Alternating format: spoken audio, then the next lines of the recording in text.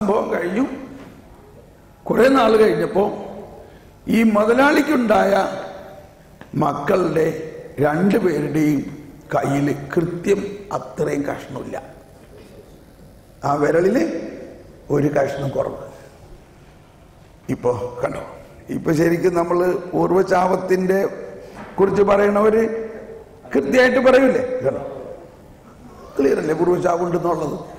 അപ്പൊ ഇങ്ങനെയുള്ള കേസിനെ നമ്മൾ പഠിക്കണം. എന്താ അതിന് കാരണം? എന്തുകൊണ്ട് മുതലാളിക്ക് ഇങ്ങനെ സംഭവിച്ചു, അല്ലെങ്കിൽ മുതലാളിയുടെ മക്കളിൽ ഇങ്ങനെ സംഭവിച്ചു?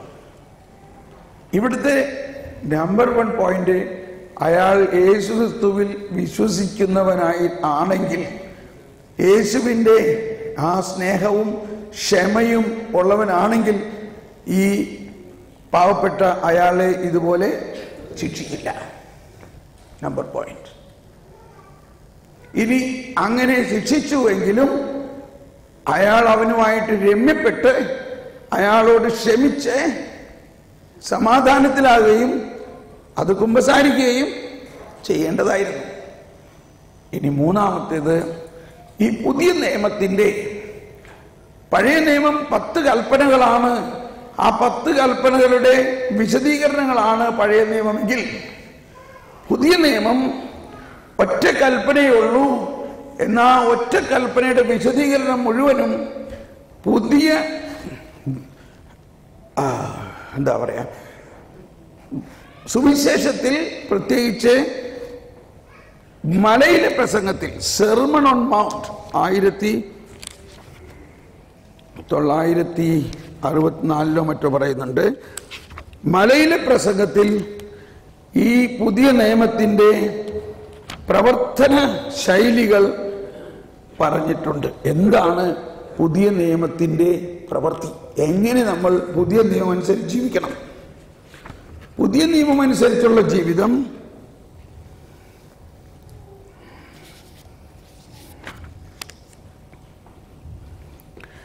ആയിരത്തി 1964 പറയുന്നത്, പഴയ നിയമം സുവിശേഷത്തിനു വേണ്ടിയുള്ള ഒരുക്കമായിരുന്നു. നിയമം അവർക്ക് ഒരു ശിക്ഷണവും ഭാഷാകാര്യങ്ങളുടെ പ്രവചനവുമായിരുന്നു. ക്രിസ്തുവിൽ പൂർത്തിയാക്കപ്പെടാനുള്ള പാപത്തിൽ നിന്നുള്ള വിമോചന പ്രവർത്തനത്തെ അത് പ്രവചിക്കുകയും മുൻകൂട്ടി അറിയിക്കുകയും ചെയ്തു. പരിശുദ്ധാത്മാവിന് അനുസൃതമായ ജീവിതത്തെ, അപ്പൊ എന്താ പുതിയ നിയമത്തിൽ? പരിശുദ്ധാത്മാവിലുള്ള ജീവിതം, ആത്മാവിലുള്ള ജീവിതം. അതാണ് വാസ്തവത്തിൽ കരിസ്മാറ്റിക് എന്ന് പറയുന്നത്. ആത്മാവ് ആണ് പിന്നെ നമ്മുടെ നിയമം. ആത്മാവ് നമ്മൾ നയിക്കുന്നു. ഓക്കെ, 65 പുതിയ നിയമം അഥവാ സുവിശേഷ നിയമം. ഇതാണ് എൻ്റെ സഭയിലെ പുതിയ നിയമം അഥവാ സുവിശേഷ നിയമം. ലോകത്തിൽ സ്വാഭാവികവും ആവിഷ്കൃതവുമായ ദൈവിക നിയമത്തിന്റെ പൂർത്തീകരണമാണ്. അത് ക്രിസ്തുവിന്റെ പ്രവൃത്തിയാണ്. അത് പ്രത്യേകമാം വിധം മലയിലെ പ്രസംഗത്തിൽ പ്രകാശിതമായിരിക്കുന്നു. അത് പരിശുദ്ധാത്മാവിൻ്റെയും പ്രവൃത്തിയാണ്. പരിശുദ്ധാത്മാവിലൂടെ സ്നേഹത്തിന്റെ നിയമം ആന്തരികമായി തീർന്നിരിക്കുന്നു. ഞാൻ ഇസ്രായേൽ ഭവനവുമായി യൂദാ ഭവനവുമായി ഒരു പുതിയ ഉടമ്പടി സ്ഥാപിക്കും. ഞാൻ എൻ്റെ നിയമങ്ങൾ അവരുടെ മനസ്സുകളിൽ നിക്ഷേപിക്കും. അപ്പൊ നിയമം എന്ന് പറഞ്ഞാൽ നമ്മൾ ഉടനെ ചിന്തിക്കുന്നത് 10 നിയമത്തെയാണ്. ഇവിടെ പറയുന്നത് ആ 10 നിയമത്തെ അല്ല, ഈ പുതിയ നിയമത്തെ മനുഷ്യ ഹൃദയങ്ങളിൽ നിവേശിപ്പിക്കും. പഴയ നിയമം കൽഫലകകളിലാണ് എഴുതപ്പെട്ടിരുന്നെങ്കിൽ പുതിയ നിയമം പന്തക്കുസ്തായിലൂടെ ഹൃദയഫലകങ്ങളിൽ ആലേഖനം ചെയ്യപ്പെടുകയും ആ ഹൃദയങ്ങളെ മാംസളമാക്കി മാറ്റുകയും ചെയ്യുന്നു.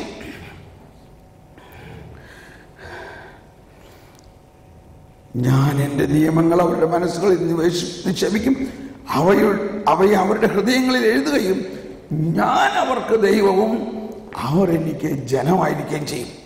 പുതിയ നിയമം 66, ഇതൊന്നും എഴുതിയിരിക്കണം 1966. പുതിയ നിയമം ക്രിസ്തുവിലുള്ള വിശ്വാസത്തിലൂടെ വിശ്വാസികൾക്ക് നൽകപ്പെടുന്ന പരിശുദ്ധാത്മാവിന്റെ കൃപാവരമാണ്. എന്നെല്ലാവരും നേരിട്ട് പറഞ്ഞേ, പുതിയ നിയമം ക്രിസ്തുവിലുള്ള വിശ്വാസത്തിലൂടെ വിശ്വാസികൾക്ക് നൽകപ്പെടുന്ന പരിശുദ്ധാത്മാവിന്റെ കൃപാവരമാണ്. അത് സ്നേഹത്തിലുള്ള അത് സ്നേഹത്തിലൂടെ പ്രവർത്തിക്കുന്നു. അതാണ് സ്നേഹത്തിലൂടെ. എന്താണ് ചെയ്യേണ്ടതെന്ന് പഠിപ്പിക്കാൻ അത് മലയിലെ പ്രസംഗം ഉപയോഗിക്കുന്നു. അത് ചെയ്യുന്നതിന് വേണ്ടി കൃപാവരം നമുക്ക് നൽകുന്നതിന് കൂദാശകളെ പ്രയോജനപ്പെടുത്തുന്നു. ഓക്കെ,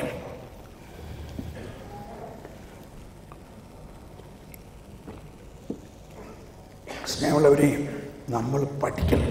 നമ്മൾ ഈ കാറ്റക്കിസം പുസ്തകം എടുത്തിട്ട് ഇതെല്ലാം പഠിച്ചു കഴിയുമ്പോൾ ഭയങ്കര സന്തോഷമായിരിക്കും.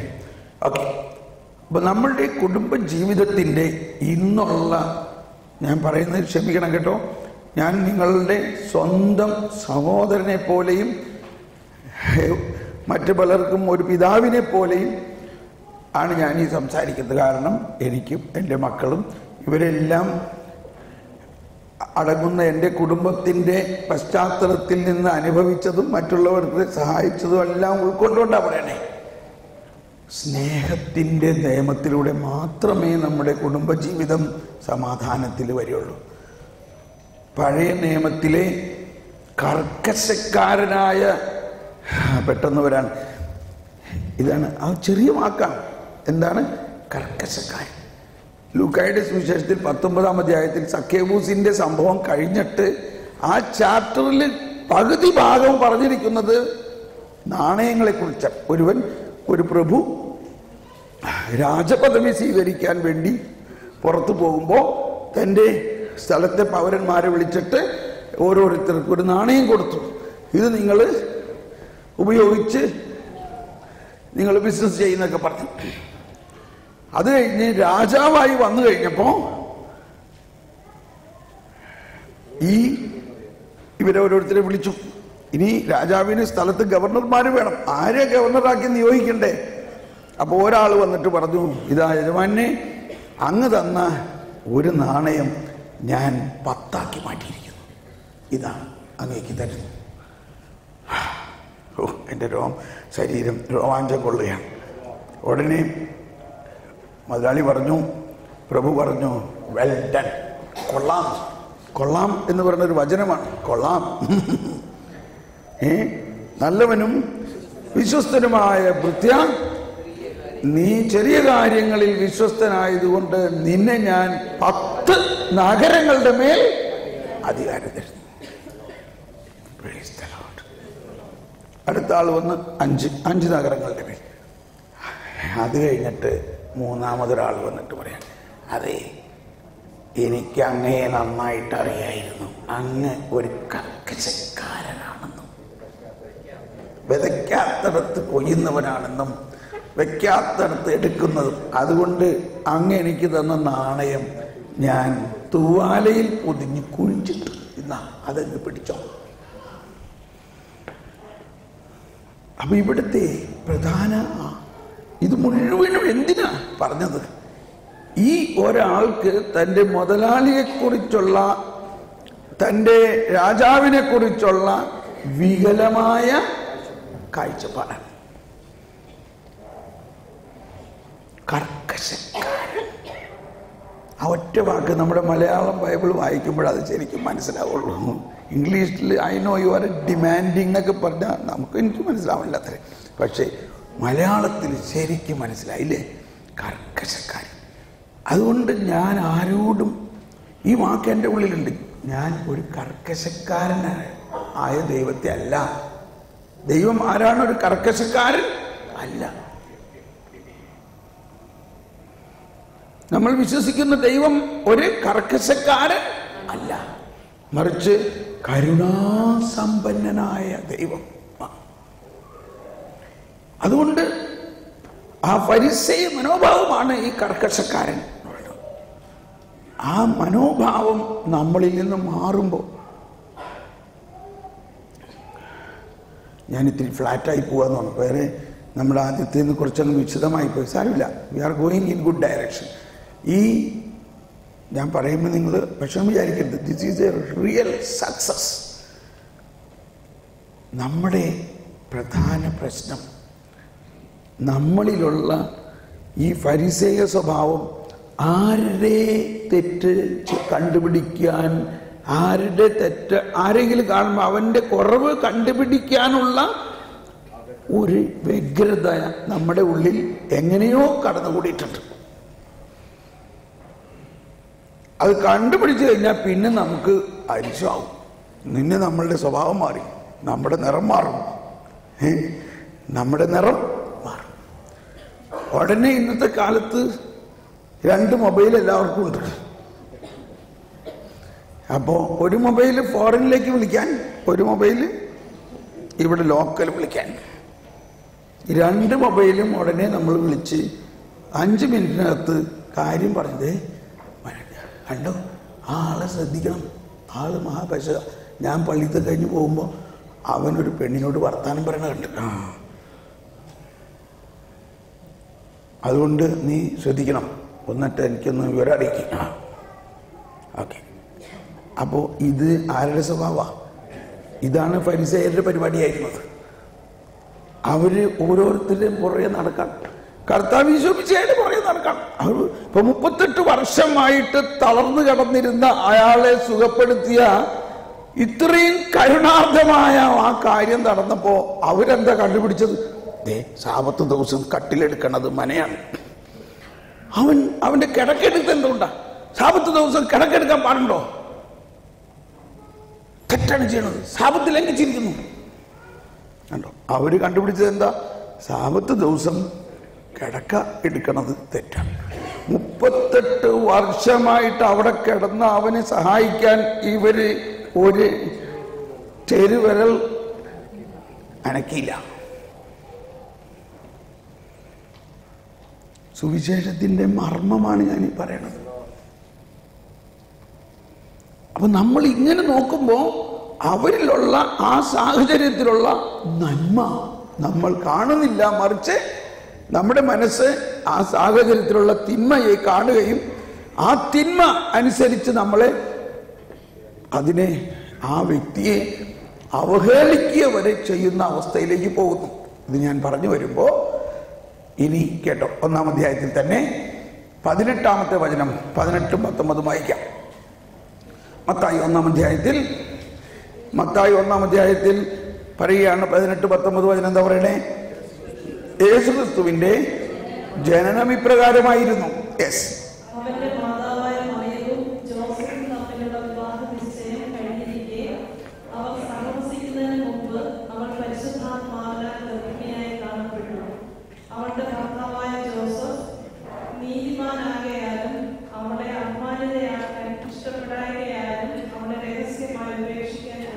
ഓക്കെ, ഇവിടെയാണ് വലിയൊരു രഹസ്യം ഒളിഞ്ഞു കിടക്കുന്നത്. പഴയ നിയമവും പുതിയ നിയമവും സമ്മേളിച്ചിരിക്കുന്ന ഒരത്ഭുത കാര്യമാണ് ഇവിടെ പറയുന്നത്. ആ വചനം എല്ലാവരും നേരിട്ട് പറഞ്ഞ് അവസാന ഭാഗം, അവളുടെ ഭർത്താവ് ജോസഫ് നീതിമാനാകയാൽ അവളെ അപമാനിതയാക്കാതെ ഇഷ്ടപ്പെടാതെ അവളെ രഹസ്യമായി ഉപേക്ഷിക്കാൻ തീരുമാനിച്ചു. ഈ ഔസേപ്പിന്റെ മനോഭാവമാണ് പുതിയ നിയമം. ഇനി നമ്മൾ നോക്കുമ്പോ ഔസേപ്പ് യഹൂദനാണ്. ഔസേപ്പ് യഹൂദനാണ് അല്ലേ? യഹൂദ നിയമങ്ങളെല്ലാം മോശയുടെ നിയമം പാലിക്കണ്ടേ?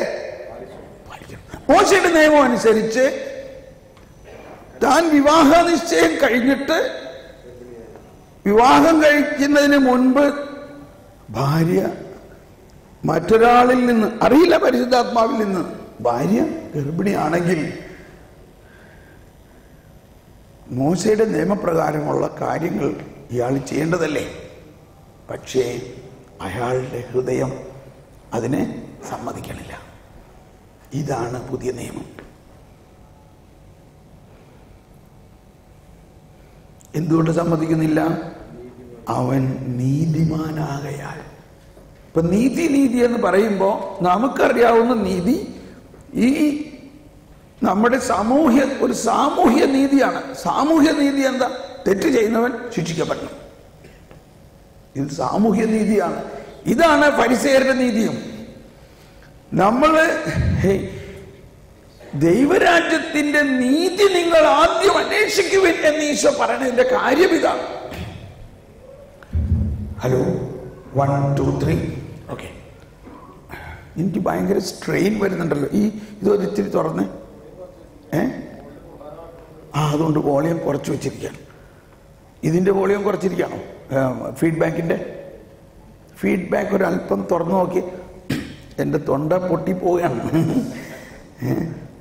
ഒരല്പം ഫീഡ്ബാക്ക് തുറന്നു നോക്കി. ഓക്കെ.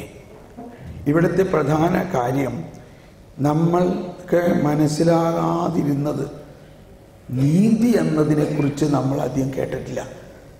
ദൈവനീതിയെക്കുറിച്ചൊരു ക്ലാസ് കേട്ടിട്ടുണ്ടോ? അപ്പോൾ ഞാൻ പല അച്ഛന്മാരോട് ചോദിച്ചപ്പോൾ പറയണേ, തോമസ് പോളെ അതിനകത്തേക്ക് തൊട്ടാ പെശക.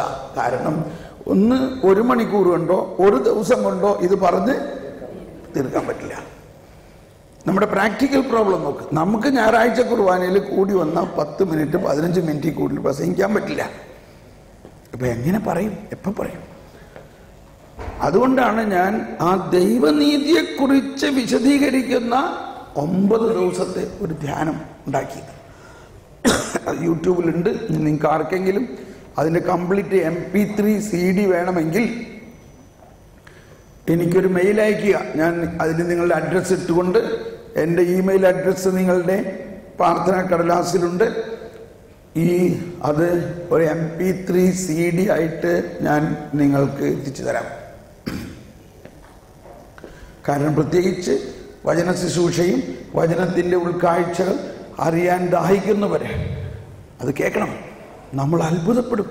ഈശോ പറഞ്ഞിരിക്കുന്നതിൻ്റെ അർത്ഥം ആദ്യം നിങ്ങൾ ദൈവരാജ്യവും പിന്നെന്താ ആ ദൈവനീതിയും അന്വേഷിക്കുകയും അതറിഞ്ഞു കഴിയുമ്പോഴാണ് ഈ ബാക്കിയെല്ലാം എന്ന് പറഞ്ഞാൽ ഈ ബൈബിള് മുഴുവനും മനസ്സിലാവുകയുള്ളൂ.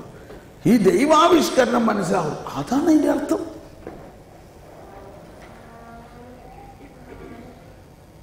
അപ്പൊ അതിൻ്റെ ഒരു നല്ല ഉദാഹരണമാണ് ജോസഫ് നീതിമാനാകയാൽ. ഒന്നെല്ലാവരും പറഞ്ഞേ, ജോസഫ് നീതിമാനാകയാൽ. ഒന്നുകൂടി പറഞ്ഞേ, ജോസഫ് നീതിമാനാകയാൽ അവളെ അപമാനിതയാക്കാൻ ഇഷ്ടപ്പെടായികയാൽ. സ്നേഹമുള്ളവരെ, മതി. ഈ ഒറ്റ വാക്കിനെ നിങ്ങൾ നമ്മുടെ കുടുംബത്തിൻ്റെ ഒരു വലിയ നിയമമായിട്ടെടുക്കുക. നമ്മൾ വീട്ടിൽ തന്നെ ഇപ്പം നമ്മൾ ഭാര്യയും ഭർത്താവും 2 3 4 മക്കൾ, ഇവിടെ നിന്നാണ് ഇത് തുടങ്ങേണ്ടത്. നമ്മൾ പരസ്യമായി അല്ലെങ്കിൽ വീട്ടിൽ ഭാര്യയോട് ഭർത്താവ് ഭാര്യയോട് മക്കളോടൊക്കെ സംസാരിക്കുമ്പോൾ ഞാനിത് മനസ്സിലാക്കിയ പിന്നെ ഭയങ്കരമായിട്ട് നിശബ്ദനാണ്. ഞാൻ പെട്ടെന്ന് ഇതൊക്കെയാണെങ്കിലും പെട്ടെന്ന് ഇങ്ങനെ പറഞ്ഞ് അതെന്താ അങ്ങനെ ചെയ്തെന്നൊക്കെ പറയാൻ വരുമ്പോഴേക്കും അവൻ മൗനം പാലിച്ചു. അതാണ് പുതിയ നിയമം. നമ്മൾ ചില കാര്യങ്ങൾ ഒരിക്കലും ഒരു ഭാര്യയും ഭർത്താവും അവരുടെ ഗോൾഡൻ ജൂബിലി കഴിഞ്ഞു. അപ്പോൾ എനിക്കറിയാവുന്നവരാണ്, അവരെപ്പോഴും ഭയങ്കര സ്നേഹമാണ്. പക്ഷേ അപ്പോൾ ഗോൾഡൻ ജൂബിലി 50 വർഷത്തെ ഗോൾഡൻ ജൂബിലി കഴിഞ്ഞ് അവർ എൻ്റെ വീട്ടിൽ വന്നപ്പോൾ ഞാൻ പറഞ്ഞു, നിങ്ങളെപ്പോലെ ഇത്രയും ഐക്യമുള്ള ഒരു ദമ്പതി ഞാൻ അധികം കണ്ടിട്ടില്ല. എവിടെ പോയാലും ഇവർ 2 പേരും കൂടി ഉണ്ടാവും. ഭയങ്കര സ്നേഹമാണ്. അങ്ങനെ അപ്പോൾ ഈ ചേട്ടൻ പറയണേ, അതെ ബ്രദറെ, കാര്യം ഇങ്ങനെയൊക്കെയാണെങ്കിലും ഇവൾക്കൊരു കുറവുണ്ട്. കണ്ടോ, അപ്പോൾ ഉടനെ ഭാര്യ വന്നിട്ട്, അതേ ബ്രദറെ, അത് വലിയ കുറവൊന്നുമല്ല, ഞാൻ അങ്ങ് തുറന്നു പറയാമല്ലോ എൻ്റെ കുറവ് എന്താണ്. ഞങ്ങൾ തമ്മിൽ എന്നും ഒരു വഴക്കുണ്ടാകുന്ന ഒരു കാര്യമുണ്ട്. എന്നാ നീ പറയും. ഞാൻ ഇയാളുടെ പേഴ്സിൽ നിന്ന് ഇയാളറിയാണ്ട് ഇച്ചിരി പൈസ എടുത്ത് മാറ്റും. ഇതാ പ്രശ്നം. എനിക്ക് വേറെ എവിടുന്ന് പൈസ കിട്ടാനാണ്? അത് ഞാൻ ശേഖരിച്ച് വെച്ചിട്ട് ഇയാളുടെ കയ്യിൽ ഒട്ടും പൈസ ഇല്ലാത്ത സമയത്ത് ഇയാൾക്ക് കൊടുക്കും.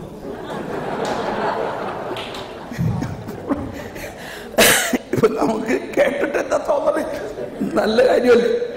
നല്ല കാര്യമല്ലേ?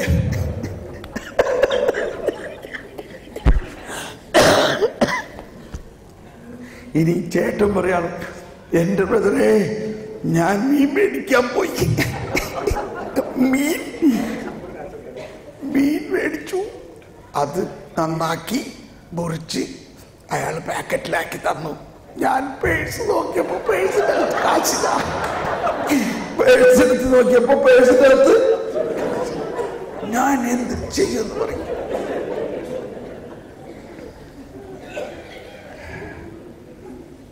എൻ്റെ ബ്രദറെ, ഇത് 50 വർഷമായിട്ട് ഞാൻ എത്ര പറഞ്ഞാലും ഇവൾക്കിത് മനസ്സിലാവില്ല.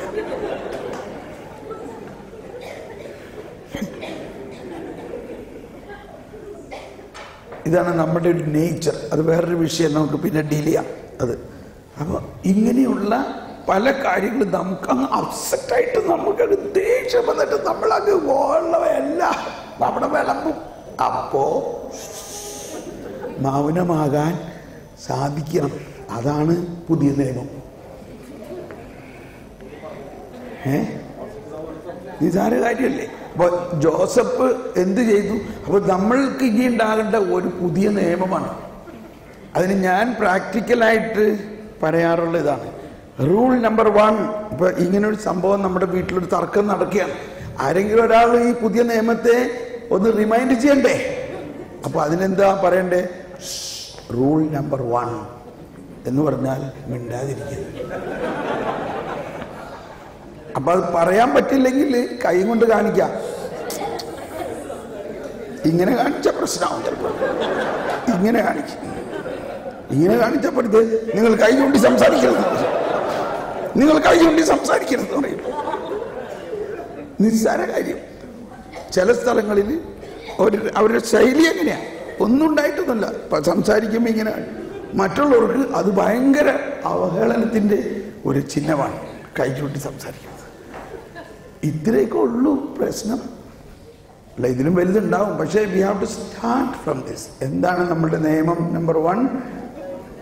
ഈ പ്രതികരിക്കരുത്. അപ്പൊ തന്നെ പ്രതികരിക്കരുത്.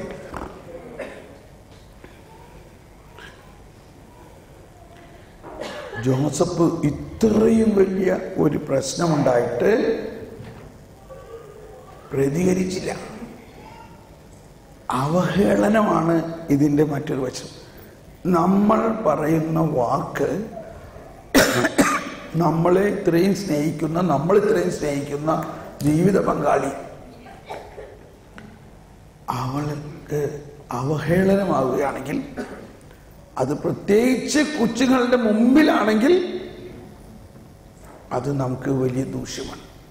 അത് പുതിയ നിയമമല്ല, അതാണ് പഴയ നിയമം. പഴയ നിയമത്തിൽ അവഹേളിക്കണം എന്നതാണ് അവരുടെ നിയമം. അപ്പോ നമ്മൾ പറയില്ല, അത് നീ അപ്പൊ തന്നെ പറയണ്ടായിരുന്നില്ലേ? അത് ഓരോ കാര്യങ്ങൾ നടന്ന് അപ്പൊ തന്നെ പറഞ്ഞ് മനസ്സിലാക്കണം. കേട്ടിട്ടില്ല ഇങ്ങനെയൊക്കെ ആൾക്കാർ പറയുന്നത്? അത് പഴയ നിയമമാണ്. പുതിയ നിയമത്തിൽ അത് സാവധാനം ഒരു നല്ല മൂഡ് വരുമ്പോൾ പറയാം, അല്ലേ? ഇപ്പൊ പിള്ളേർ എന്തെങ്കിലും ബഹളുണ്ടാക്കിയ പപ്പൻ പറഞ്ഞു, നിന്നോട് പറയാൻ പറഞ്ഞിട്ടില്ല, അവന് അപ്പം തന്നെ കറക്റ്റ് ചെയ്യണ്ടല്ലേ, അപ്പം തന്നെ. അപ്പോൾ ഭാര്യ പറയാണ്, അത് സാവധാനത്തിൽ ഞാൻ പറഞ്ഞോളാം, അവന് ഒരു നല്ല മൂഡ് ആകുമ്പോൾ ഞാൻ പറഞ്ഞ് മനസ്സിലായിക്കോളാം, ഇപ്പൊ പപ്പ വിഷമിക്കണ്ട, അവിടെ ഇരുന്ന് ഭക്ഷണം കഴിക്കും. അത് പുതിയ നിയമമാണ്. പഴയ നിയമം ഞാൻ പല പ്രാവശ്യം പറഞ്ഞു, ഇനി അവൻ 2 അടി വെച്ച് കൊടുത്താൽ അവൻ ശരിയാവുള്ളൂ. ഇത് പഴയ നിയമമാണ്. പുതിയ നിയമം എന്താ? മോനെ, ഞാൻ നിന്നോട് കാര്യം പറയാം. ഇന്നലെ ഒരു സംഭവം ഉണ്ടായില്ലേ? നീ പപ്പ ഒരു കാര്യം പറഞ്ഞിട്ട് നീ അനുസരിക്കാതെ പപ്പയോട് എതിർത്ത് സംസാരിച്ചില്ലേ? അതുകൊണ്ട് നിനക്ക് അനുഗ്രഹം ഉണ്ടാകാൻ പോണില്ല. നിന്റെ അനുഗ്രഹം നീ പപ്പ പറയണത് കേട്ട് പപ്പയും മമ്മിയുമായിട്ട് ഒന്നായിട്ട് പോണതിലാണ് മോനെ അനുഗ്രഹം നിനക്ക്. എന്നാ ഞാൻ അപ്പം എന്താ നിനക്ക് ബുദ്ധിമുട്ടുണ്ടായേ? ഓ, എൻ്റെ സുഹൃത്തുക്കൾ അവിടെ കളിക്കാൻ നോക്കിയിരിക്കുകയായിരുന്നു, ഞാൻ അവിടെ പോകണ്ടേ. അപ്പോൾ പപ്പ പറയാണ് അത് ചെയ്യണമെന്ന്. എനിക്ക് അവിടെ ഫുട്ബോൾ കളിക്കാൻ സമയം, ടീം ഇറങ്ങാൻ പോകണം, അതുകൊണ്ട് എനിക്ക് അവിടെ പോകണം. അപ്പോൾ അത് നീ അതിന് നേരത്തെ പറയേണ്ടതായിരുന്നില്ലേ? നീ അത് പറയാണ്ട് പപ്പയോട് ദേഷ്യപ്പെടാൻ പാടില്ല. അപ്പം ഇതൊക്കെ സമാധാനത്തിൽ പറഞ്ഞാൽ കുട്ടികൾക്ക് ഇതൊക്കെ മനസ്സിലാവും. പക്ഷെ നമ്മുടെ ഉള്ളിലുള്ള വാശി, വൈരാഗ്യം അകത്ത് കിടക്കുന്നത് കൊണ്ട് നമുക്കിത് സമാധാനത്തിൽ പറയാൻ പറ്റുന്നില്ല.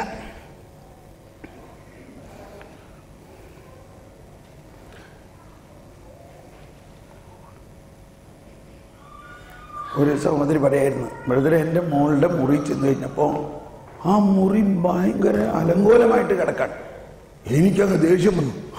ഞാൻ അവളോട് പറഞ്ഞു, ഇങ്ങനെയാണോ മുറി ഇരേണ്ടത്? ആ കിടക്ക അവിടെ കിടക്കണം, ആ ബെഡ്ഷീറ്റ് അവിടെ കിടക്കണം, ആ പുസ്തകം അവിടെ കിടക്കണം, ഇതൊക്കെ കൃത്യമായിട്ട് അടുക്കും ചട്ടയിലും വെക്കണ്ടേ? അപ്പൊ അവള് എൻ്റെ നേരെ ഒന്ന് നോക്കിയിട്ട് പറഞ്ഞ്, അമ്മ രാവിലെ പള്ളിയിൽ പോയിട്ട് വന്നിട്ട് ഇതാണോ എന്നോട് പറയണേ? വളരെ ശാന്തമായിട്ട് അവൾ പറയണേ, അമ്മ രാവിലെ പള്ളിയിൽ പോയിട്ട് വന്നിട്ട് ഇതാണോ എന്നോട് പറയണേ? അപ്പോഴും അമ്മ, പിന്നെ ഞാനല്ലാണ്ട് ആരാ പറയാ? എന്നെ ഈശോന് നല്ല ഇഷ്ടമാണ്. ഇതൊക്കെ ചെയ്യുകയാണെങ്കിൽ ഈശോന് ഇഷ്ടാവുന്നില്ല. അമ്മ തന്നെയല്ലേ പറഞ്ഞേക്കണത് ഈശോ എല്ലാവരെയും ഒരുപോലെ സ്നേഹിക്കുന്നു. പിള്ളേരോട് പറഞ്ഞ് ചെയ്യിക്കാന്ന് വിചാരിക്കണ്ട. ഞാൻ എൻ്റെ കുഞ്ഞുമോനോട് ആദ്യ കുർബാന നടക്കണേ അതിൻ്റെ പ്രിപ്പറേഷൻ സമയത്ത് പറഞ്ഞു, മോനെ, നല്ല കാലത്തോളം ജീവിച്ചിരിക്കാൻ മാതാപിതാക്കളെ അനുസരിക്കുക എന്നാണ് നിയമം എന്ന് പറഞ്ഞാൽ 4-ാം പ്രമാണം. അപ്പോൾ യൂറോപ്പിലൊന്നും അങ്ങനെ പഠിപ്പിക്കാറില്ല 4-ാം പ്രമാണത്തിന്. മാതാപിതാക്കളെ അനുസരിക്കാമെന്ന് മാത്രമേ പഠിപ്പിക്കാറുള്ളൂ അധികം. അപ്പോൾ ഞാനിത് പറഞ്ഞപ്പോൾ നല്ല കാലത്തോളം എന്ന് പറഞ്ഞാൽ എന്താ അർത്ഥം? എന്ന് പറഞ്ഞാൽ മാതാപിതാക്കളെ അനുസരിച്ചില്ലെങ്കിൽ ചിലപ്പോൾ ആള് അധികം നാൾ ജീവിക്കില്ല, അതിലെ അതിൻ്റെ അർത്ഥം. അപ്പോൾ കുറച്ച് നേരത്തേക്ക് അവനൊന്നും മിണ്ടിയില്ല. അവനിങ്ങനെ എന്തോ ആലോചിച്ചുകൊണ്ടിരുന്നിട്ട് പറയണം, അപ്പം ഈ ഡൊമിനിക് സാവിയോ ഒക്കെ നേരത്തെ മരിച്ചത് മാതാപിതാക്കളെ അനുസരിക്കായിരുന്നുണ്ടായിരിക്കില്ലേ? ഇനി എന്താ പറയാ? ഓക്കെ, അപ്പൊ പറഞ്ഞതിൻ്റെ അർത്ഥം, നമ്മളുടെ ഈ ധ്യാനത്തിൻ്റെ ഞാൻ ഇങ്ങനെ സാംശീകരിക്കാം, നമ്മൾ പുതിയ സൃഷ്ടിയാകുക, പുതിയ നിയമത്തിലാകുക. പഴയ നിയമത്തിലെ ഈ പല കാര്യങ്ങളിൽ നിന്നും ഈ ജോസഫിനെ പോലെ മറ്റൊരാളെ അവഹേളിക്കുന്ന ഒരു വാക്ക് പറയാതിരിക്കാൻ നമ്മൾ ശ്രമിക്കുകയാണെങ്കിൽ തന്നെ നമ്മുടെ കുടുംബജീവിതം ഭയങ്കര സന്തോഷമാണ്. അതിപ്പോൾ ഒരാളിൽ നിന്ന് തുടങ്ങണം. നമ്മൾ ആരും ഇത് പഠിപ്പിക്കാനൊന്നും പോകണ്ട. നമ്മൾ ആരെങ്കിലും ഒരാൾ മിണ്ടാതിരിക്കുക. കർത്താവ് ചോമിശുക എന്നിലുമുണ്ട്, എൻ്റെ ഭാര്യയിലുമുണ്ട്, എൻ്റെ മക്കളിലുമുണ്ട്, പരിശുദ്ധാത്മാവുമുണ്ട്. അവർക്കൊരു പണിയുണ്ട്. എന്താ അവരുടെ പണി? ഇവരെയൊക്കെ നയിക്കുക എന്നുള്ളത്. അതാണ് കർത്താവാണ് എൻ്റെ ഇടയൻ എന്നൊക്കെ പറഞ്ഞതിൻ്റെ അർത്ഥം. ഇതൊക്കെ നമ്മൾ പറയുകയും ചെയ്യും. നമ്മൾ വടിയെടുത്തുകൊണ്ട് എല്ലാവരുടെയും പുറകെ നടന്ന് അത് ചെയ്ത് ഇത് ചെയ്യാത്ത എന്താണെന്നും പറഞ്ഞ് ഓടി നടക്കേണ്ട ആവശ്യമില്ല. യേശുക്രിസ്തുവിൽ വിശ്വസിക്കുന്നു എന്ന് പറഞ്ഞാൽ അതാർത്ഥം. യേശുക്രിസ്തുവിൽ വിശ്വസിക്കുന്നവൻ യേശു നൽകിയ പരിശുദ്ധാത്മാവിനാൽ നയിക്കപ്പെടാൻ നമ്മളും നമ്മുടെ കൂടെയുള്ളവരെയും വിട്ടുകൊടുക്കണം. ധൈര്യമായിട്ട് വിട്ടുകൊടുത്തോ. നമ്മൾ ചിന്തിക്കുന്നതിനേക്കാൾ കൂടുതലായി ഭംഗിയായി നടക്കും. ഓക്കെ, 18-ാമത്തെ 19-ാമത്തെ വചനമാണ് നമ്മൾ കേട്ടത്. അവൻ നീതിമാനാകയാൽ അവളെ അപമാനിതയാക്കാൻ ഇഷ്ടപ്പെടാതെ രഹസ്യമായി അവളിൽ നിന്നും പിന്മാറി. അപ്പൊ ഇവിടെ ഇത്രയും നമ്മൾ ചിന്തിക്കുക, യഹൂദ നിയമങ്ങളൊന്നും ആ സമയത്ത് ജോസഫ് പാലിച്ചില്ല. കണ്ടോ, നിയമമുണ്ടായിട്ട് എന്താ കാര്യം ഉണ്ടായി? പക്ഷേ ആ നിയമത്തെക്കാൾ കൂടുതലായ ദൈവപരിപാലനയിൽ ആശ്രയിച്ചു. ഓക്കെ, ഇനി ബൈബിൾ പഠനത്തിൻ്റെ പ്രധാന കാര്യമാണ് അടുത്ത. ഇനി അവിടെ മുതൽ 23 വരെയുള്ള ഭാഗം വായിക്കുക. 23 വരെയുള്ള ഭാഗം എല്ലാവരും ഒന്ന് വായിക്കുക. ഇതാണ് ബൈബിൾ പഠന പദ്ധതി. ഒന്ന് വായിക്കാം.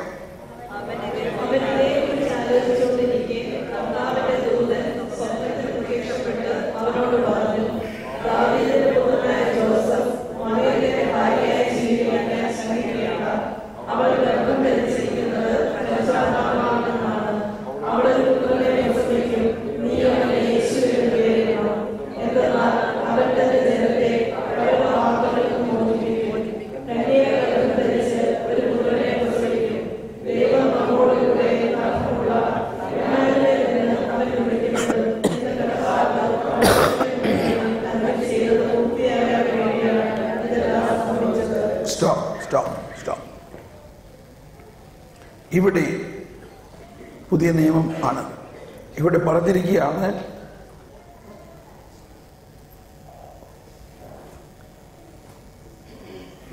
ഇങ്ങനെ ഒരു പ്രവചനം പൂർത്തിയാകാൻ വേണ്ടിയാണ്.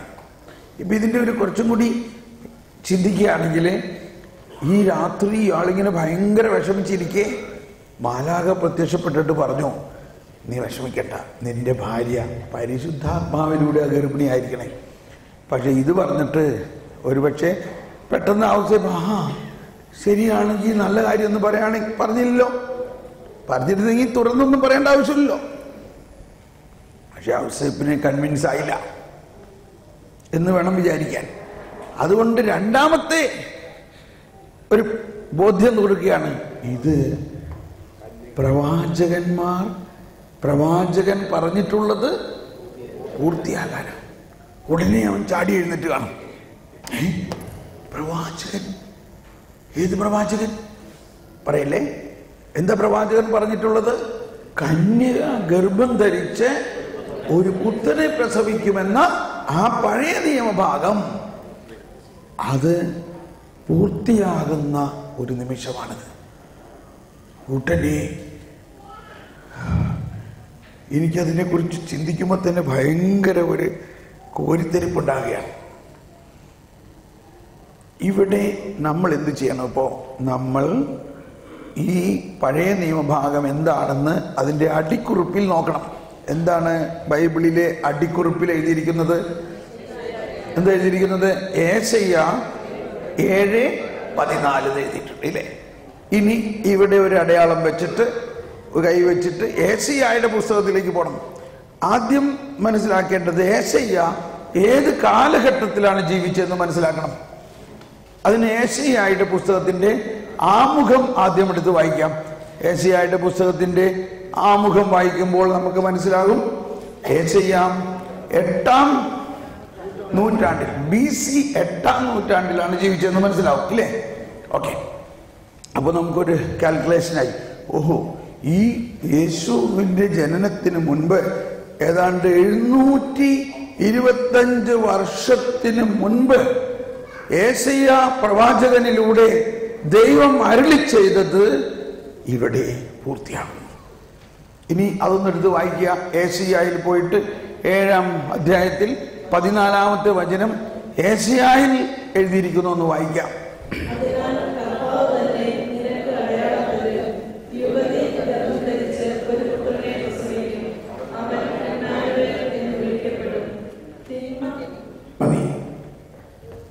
ഇപ്പോൾ നിങ്ങൾക്ക് എന്താ തോന്നണേ? ആ ഏശയ്യായിൽ പറഞ്ഞത് ഇവിടെ പൂർത്തിയായിരിക്കുന്നു. അങ്ങനെയാണ് യേശുവിൻ്റെ ജനനം, അങ്ങനെയാണ് മറിയം ഗർഭം ധരിച്ചത്. അപ്പൊ മറിയം പറഞ്ഞു, കർത്താവ് അരുളി ചെയ്തത് പൂർത്തിയാകട്ടെ എന്ന് പറഞ്ഞത് ഈ ഗബ്രിയേൽ മാലാഖ പറഞ്ഞത് മാത്രമല്ല, യെശയ്യായിലൂടെ പ്രവചിച്ച ആ വചനം പൂർത്തിയാകട്ടെ. ഇനി 2-ാം അധ്യായത്തിന്റെ ആരംഭത്തിലേക്ക് പോകാം. 2-ാം അധ്യായത്തിൽ നമുക്ക് കാണാം, വായിച്ചോളൂ, 1 മുതൽ 5 വരെയുള്ള വചനം വായിച്ചോ. 2-ാം അധ്യായത്തിൽ